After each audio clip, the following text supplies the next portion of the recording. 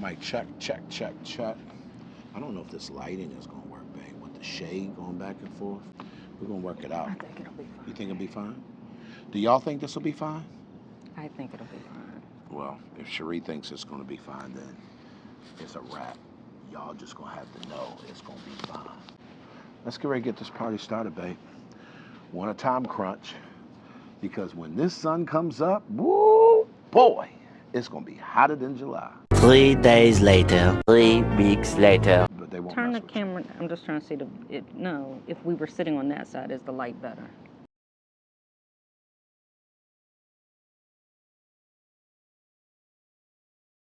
You want to start it over? Now I can't see you. I'm really dark. I'm okay. They know I'm light skinned. All right. All right, guys, we are going to make this a quick one. Clearly, we are outside.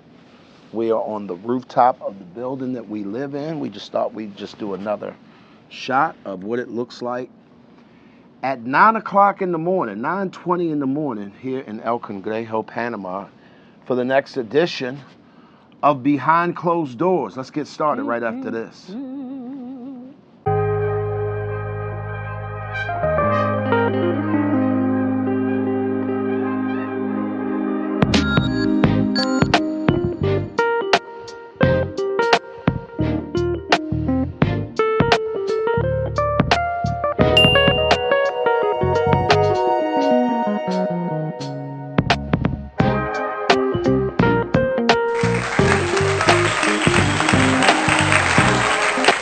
So welcome back to the channel, guys. For those of you guys who have never connected to us, I'm Glenn P. Brooks Jr. This lovely bronze skin, not light skin young lady is Cherie A. Brooks Jr., and it's great to be here with you guys. So today, our title for today's episode is your spouse the biggest roadblock to your career success?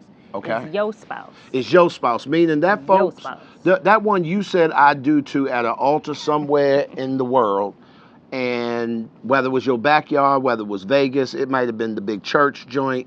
The big church jump. Yeah, joint. Jump. But the truth is that now that you've said I do, you find it very, very difficult to get this person to come along and ride on the fantastic.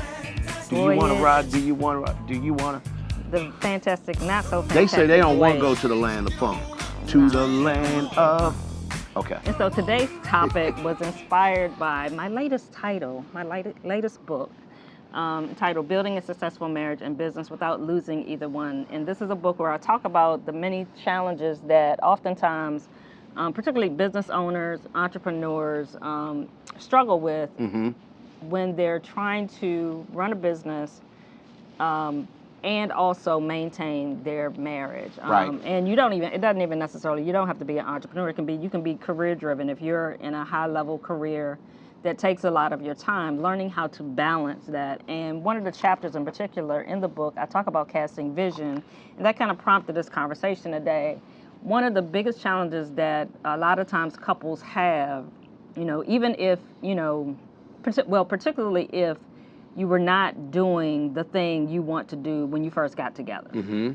So you may have been an entrepreneur, but it wasn't really impacting your partner at that point in time. You get married, and now this vision that you have, this dream that you have, has become this all-consuming thing. Right.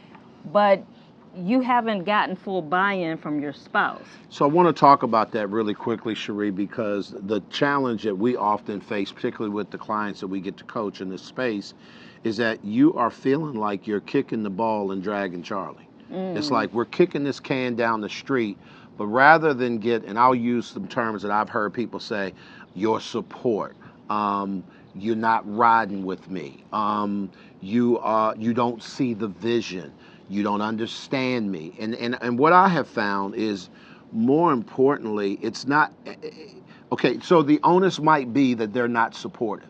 But why aren't they supportive? But the question needs to be asked, why? Right. And I want to deal with that, and I want to kind of unpack that a little bit to try and help some people who are trying to build some things. Right. And so the first thing that we're going to talk about is getting buy-in. And what buy-in is not me just simply coming home with this fantastic idea, this $1 million idea. I done woke up in the middle of the night. For the 100,000th time. Oh my gosh, I'm going to do got this. it. This is it. This is and the thing, we're going to babe. do this. And I share this dream or this vision with you, but I don't share it with you in a way that incorporates you. And what I mean by incorporate, Ooh. I don't mean you being a part of it. Right. Physically, you putting in work into it, but explaining it to you in a way where, number one, you see how it's going to be beneficial to us as a unit. Yeah. I'm going to explain to you how I'm going to achieve this dream and how it's not now going to become your mistress. So even before we get down to that part of it, because that's true, I think what I hear you saying is that a lot of times, fellas, if we have this bright idea and an idea on how we're going to elevate our status, our position, our families, oftentimes the way they're hearing is that, what is this going to cost me? Yes. And if I hear you correctly, Cherie, rather than set it up as me selling you on something, what would it look like for me to set this up to invite you along a ride that benefits you? Right, and let's talk about what that is going to cost, because it is going to cost. But if you go into it and you're just sharing all of the benefits and you're not sharing with me, this is going to mean that I'm going to need to travel a little bit more. This is going to mean, we're going to have to take some financial cuts because I'm going to leave my job to do this, and this is what that is going to look like. And this is where, coming up with a plan on how to really implement that. And I think the bigger challenge is it's the priorities that you will, oftentimes the visionary, whether it's the husband or the wife, whoever it is that has this dream, that has this vision, has this goal, their priorities will get out of order because they'll go, excuse my language, they'll go balls to the wall on their dream, on their vision, and oftentimes the family gets left behind. Right. Not that you are leaving them behind on purpose. You're doing it because you're doing what you're doing because you're doing it to benefit your family. But if they have not bought in, if they have not agreed to that level of sacrifice, if they have not agreed to that level of paying that amount of cost, then they're not going to be supportive. They're not going to appear to be supportive to you. So let's dig into that a little bit. I know one of the things that my coach used to always encourage us, particularly as in the beginning days of us growing our business, my business coach, shout out to Kendall Ficklin and the Grandation family, changed my entire perspective along these lines. He used to always say, this is your dream. This is not theirs. And so there is a level of sacrifice that you should make for this dream and not require that of them. Oh, that's good.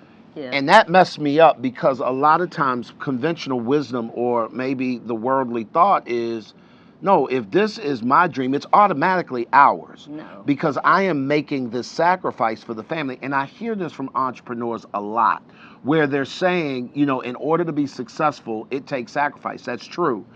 But at what point did we consider that this was not a sacrifice that your spouse asked for? Right. I remember when Michelle Obama talked about, and I can't remember if it was in her book I read this, if I saw her, when she was speaking, but she was referring to the idea that, when her husband decided to run for the highest office in the world, the presidency of the United States, she never was on board with the idea of what that would cost her. Right. And so they had to come up with a strategy in order to make that work. And she has been very vocal about there were times and real lows where it wasn't working. So Cherie, let's talk about that strategy for a little bit, because if this is my dream, but you're making all the sacrifice, or if this is my vision, or this is your vision, yet I feel like I'm being dragged, what are some practical ways that we can kind of approach getting our spouses buy-in? Right. I think first, sharing the big picture. I think you do have to share the big picture with them, but then you also have to come up with a plan and come up with checks and balances even in that plan. So for us, for instance, when you decided you were going to go into business, do the business full time and pursue this dream that you had, we sat down, we talked about financially where we were at that time. I was able to handle, the finances for a specified period of time. We set a time limit. It's like, okay, so if this is not moving. Not Right. that you have to be successful. You're not making $1 million in a year. It's not something unrealistic. But there needs to be movement. We need to see that there's momentum, that this is really a thing within a certain amount of time. And we would check in and regularly have conversations. So how are things going? What are you doing? What are you working on? You brought me in the sense of there were checks and balances. So you weren't just off over here in this corner in Right. the lab Right. doing your thing, and I don't know what you're doing. Right. By your keeping me aware of what you were working on, how things were going, Yeah. when you had, hiccups, things that happened, you were able to share that with me. Not that, and at that point, I wasn't involved in the business at all. I was not actively involved in the business. You were working a 9 to 5. I was working a 9 to 5. You was doing all. You was going to school, finishing up your degree. Right, and so I had my own things I was doing, but we had made an agreement, and I think that's the biggest thing, is having a plan with your spouse on what this is going to look like, and both of you being willing to adjust that plan accordingly. But it takes talking, it takes communicating first and foremost. Yeah, I think that is so underrated, babe. This idea of, and we coach people like this. By the way, if there's any way that we can help you guys along y'all's journey, check out the links in the descriptions below, because whether it is a book that she's written, great shameless plug, whether it is a coaching call that you need to jump on with us, maybe you need to be a part of our community. I don't know, but I promise you there's a resource. If this is your life, this is your journey, that can help you. Just click the links in the description below and check that out. But babe, when we talk to couples who are going through this, one of the things that I'm finding out, there's not been enough time, energy, and effort placed on building the back end. Yes. And let me tell y'all what I mean by that when I say that. There's a thing called capacity. I want you to write that down. Let me teach you something really quickly. Capacity says, I have the ability to carry this load. Right. Capacity has nothing to do with what you're going to catch necessarily, because you don't know what you're going to catch yet.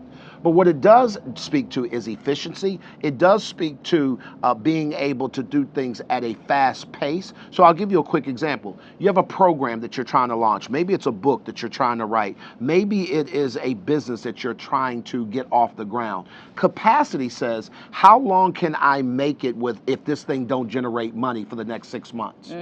How long, or what resources do I need in order to be able to make this easier? If I'm a speaker and I need someone to book me to speak, do I have the capacity to allow somebody to do that easily on the back end? One of the things that I love about my wife is that she challenged me to build capacity before I launched, or as I was going to the next thing. Create the capacity so that now when you catch the fish, you got something to do with them. God forbid you catch the thing and now there's no room in the boat for it. So now we got to throw it all back, or it's going to spoil. So I want to kind of delve in it. When your mindset comes into play regarding strategy, babe, how important is that? And is there some other things that we can talk about that can help people sort of navigate this process? I think setting forth your expectations, you both sharing what your expectations are. And so even talking about capacity, as the person who's not the entrepreneur or not the visionary, I may agree initially, I got us, I can carry this or whatever for a certain amount of time, which is key to have a time limit. But then also life happens. My capacity, other things in life are going on, and my capacity may grow smaller and smaller, and that's why communication is key. I need to be able to let you know I can't carry this anymore. Yeah.